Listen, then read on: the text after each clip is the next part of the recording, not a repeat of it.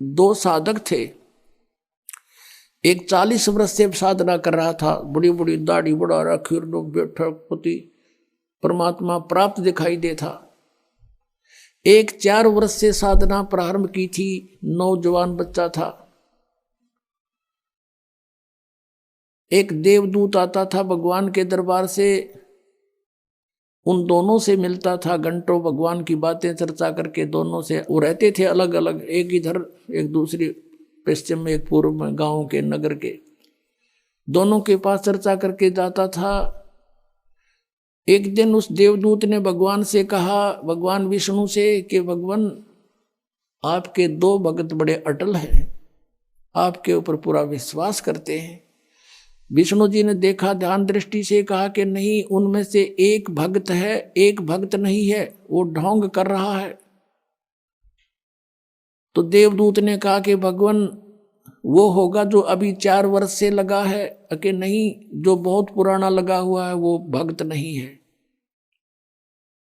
वो विश्वासी नहीं है। देवदूत को ये समस्या आ गई कि शायद भगवान ने समझा नहीं होगा ढंग से। कहने लगा, जी इधर पूर्व की साइड में बैठा है ना, वो दाढ़ी बड़ी बढ़ रही है, बड़ा वो है, 40 वर्ष से लगा हुआ, आपका पक्का भगत है। कहने लगा, वही तो भगत नहीं है, भगवान बोले।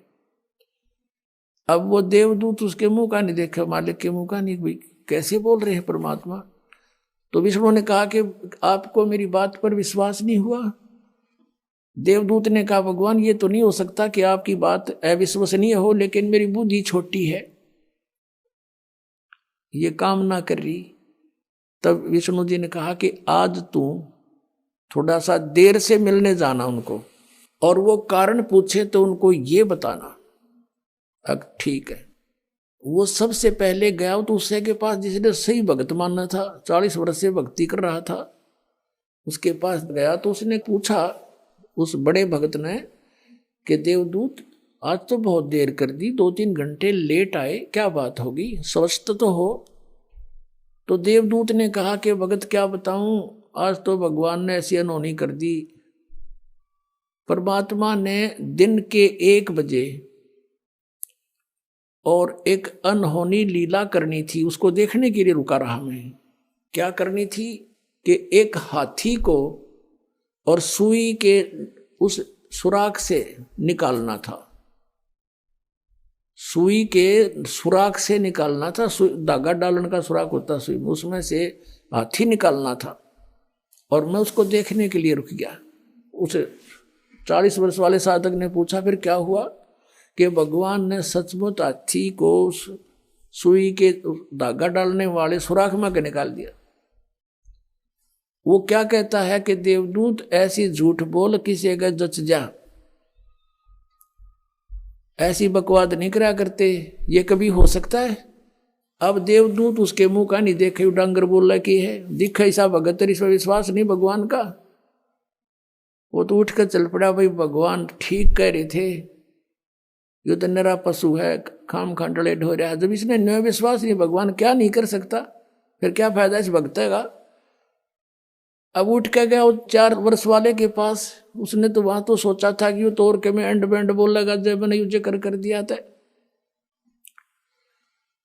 अब उसने भी यही प्रश्न किया कि देवदूत आपकी इंतजार कर रहा था, पलक बिछाए बैठा था, आएंगे आप, आते हो, चर्चा हो जाती है परमात्मा की, दिल लगता है।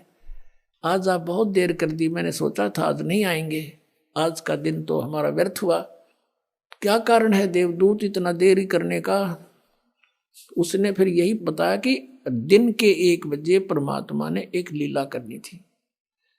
और भाई कमाल कर दिया, भगवान ने तो हद कर दी कि सुई की सुराख के अंदर से हाथी निकाल दिया, वे अचरज कर दिया। अब वो कहता है कि ये कि अचरज है, देवदूत भगवान निकाल दे पूरी पृथ्वी ने सुई की नोक में गए, भगवान क्या नहीं कर सकता। तब उसने देवदूत ने उस 4 वर्ष के साधक को सीने से लगा लिया और कहा, धन है तेरे माता पिता जिससे जन्म हुआ,